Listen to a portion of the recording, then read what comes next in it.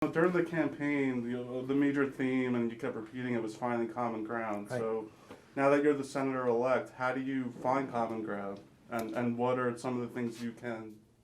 Well, I think you first just to get to know people. I mean, I was so happy today that I received calls from senators on both sides of the aisle. I mean, it was not just the Democrats calling and, and expressing their happiness. There were other folks that said, congratulated me on the other side of the aisle. And I think this race has opened a lot of people's eyes that a state like Alabama that has traditionally been somewhat defiant wants to do something positive and effective and to try to get things done. So I think the first thing is just to get to know folks, to make sure that I make every effort when issues are out there to talk to both the proponents as well as the opponents. And I think that's how you do that, to try to bridge that. And I think I can hopefully have that voice. Mm-hmm.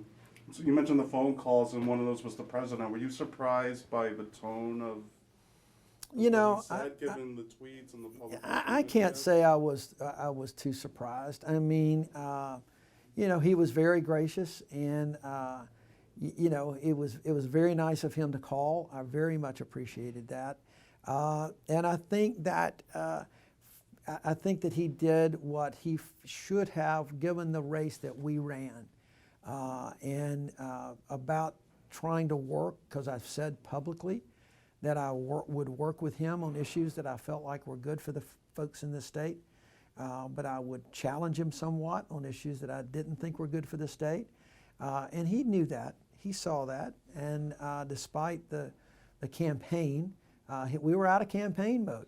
And it was very nice of him to call and invite me over to the White House as soon as I can. Okay. One of the other calls you mentioned, which I guess wasn't a congratulatory call, but you said you got a call about the possibility of Toyota building a plant out here. Yeah. So who was that called you, and do you have any idea of where you might want that to be? Like, no, it was a phone message from a local official. I took it from the message that it was just essentially trying to sign on for support for that. So I've not had a chance to get back on that right now, but I took it that it was really just like, okay, we want to get you on board with trying to get this Toyota plant as quickly as we can. We'll figure out a way to do it. And so I'm looking forward to that. I got to follow up with that phone call. I will tell you, it was my phone, between phone calls, text messages, and emails, Verizon almost had a breakdown. It just all but blew up. Mm-hmm. One of the other things you mentioned during the campaign was Roy Moore and his values and how that might deter business from investing here. Mm-hmm. What do you think your win does for companies who are looking to invest here? I think that it opens the door. I think that they say, fine, that we can now put Alabama back on the list. I think that businesses around this state, and I think economic development leaders around this state are breathing a sigh of relief today, because they say we can get back on the table. We know the history. We have seen Doug. We've talked to Doug. We know that he can talk to Richard Shelby and work with him, and together they can have a pretty good partnership to try to bring those jobs and bring those businesses to the state. So I think from that standpoint, I think business around here, which is so important to the working class folks around here, are really excited about the possibilities that we can do to really, and because of the national attention that we've gotten in this race, I think that it is more now. We've got to seize this opportunity to do that. People around the state and the country have now seized, and somebody was telling me earlier that one of the trending hashtags on Twitter is "Thank you, Alabama." Well, let's grab that. Let's seize that moment and try to bring those businesses here. So one of the things that's been said, I guess, throughout this campaign and previous was Alabamians don't like to be told how to vote. Yeah, like Steve Bannon came here.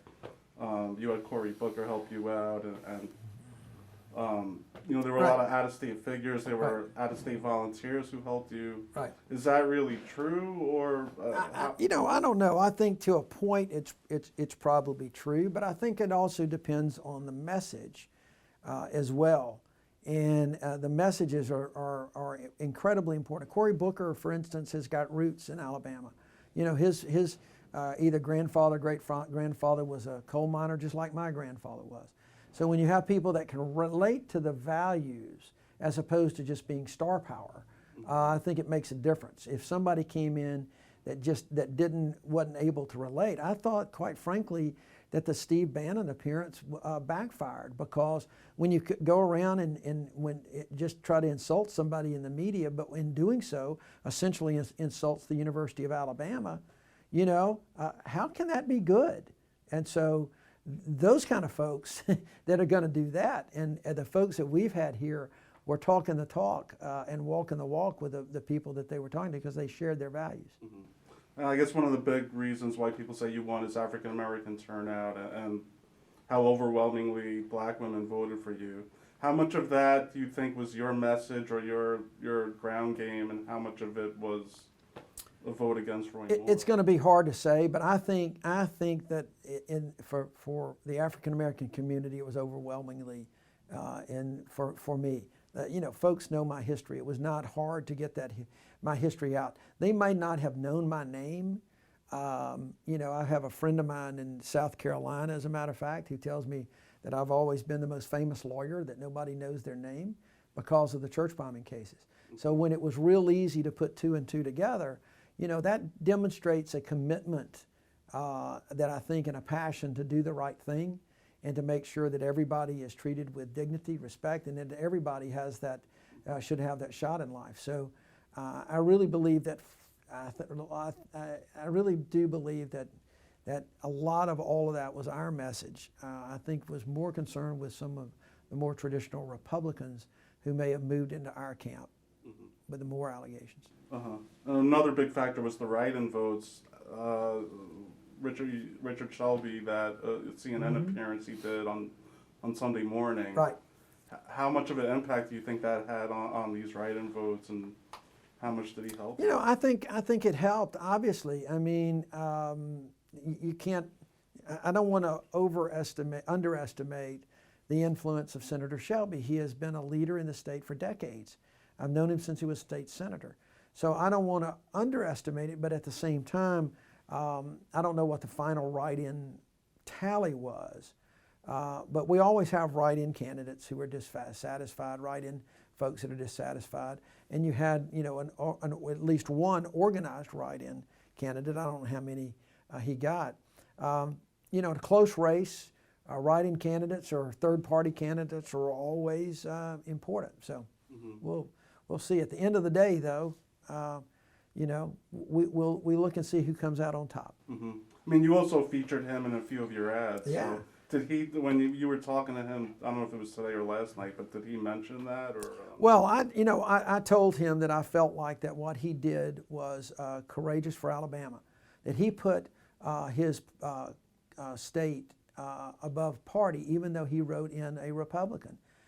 He's, you know, and he got beyond that. And so we felt like it was important that folks knew that, you know, that he was rejecting the kind of politics of Roy Moore.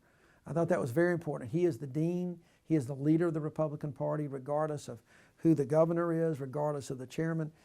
He has been around the longest, and we felt like it was important to get that message out. And he's trying to be appropriations chair, so not having Roy Moore hurts him. So, I mean, he put a lot of... He put a lot on the line. But, you know, again, you go back to the fact that it was the right thing to do. I mean, and people forget that. They look at it in terms of the political thing to do. It was just simply the right thing to do, and that was been our message. Do the right thing. And so it was pretty easy for us to decide to, when you've got somebody like Shelby saying, do the right thing, this is not a political issue, to try to use that in this campaign. Are you concerned at all about the Senate or Congress moving forward with the tax bill before you're seated? I'm not concerned about it. You know, the process is what it's going to be. I can't be too concerned about it. I know that Senator McConnell and Senator Schumer will talk about it. There's a process for certifying the election results and getting sworn in, and we're right here at the holidays, so you just don't know. There's a lot of moving pieces going on in D.C. and in the state, so we'll just see how it goes. I guess I'm more concerned with what that tax bill is going to look like, but you know, and if I'm there, I'm there, and we'll do my best on it. And I know you said with Roy Moore that you didn't reach out to him, he didn't reach out to you. Did your campaigns exchange phone numbers? Like, can he call? I gotta be honest with you, Howard. I don't know that. I'm assuming that happened. We had exchanged some back in the primary, so I assumed that they were all still good. But our campaign just, I mean, it was like, one of those little things of popcorn that you put in the microwave. It just kind of kept going and growing and growing, and finally last night it just was bursting at the seams, and all the confetti came out. Which my granddaughters love, by the way. There's some amazing pictures of my little granddaughter looking up like that, and I'll show you a couple. They're awesome. Yeah, much more? Just a couple. We're good. We're good. Okay. And you mentioned, I guess the next step is thinking about staff. Mm-hmm. How much of your campaign staff is going to join you in Washington? I have no idea. We're talking to folks. We're getting resumes. We want to have a solid one. We're not going to be in any hurry to completely fulfill. There's folks available to help in this transition, depending on when I get sworn in. It's something I want to be very diligent and careful about, because that, as I've found in this campaign, it's the staff that makes the man or the woman, and so I want to be very deliberate in who I get and surround myself. As John Kennedy said, that David Halberstam wrote the book, The Best and the Brightest. That's my goal. Mm-hmm. Just can you talk about what this election says about Alabama? Well, I think it remains to be seen completely, but I think it's an important voice right now that Alabama is moving away from division. It's moving away from hateful rhetoric. It's moving into an era where we've got folks that do believe that we have common things in common, as opposed to just those divisive things that people have heard so much about over the years. And so I think if we can continue to build on that, with my campaign and with future campaigns in 2018 on both sides of the aisle, this state's going to be a lot better off.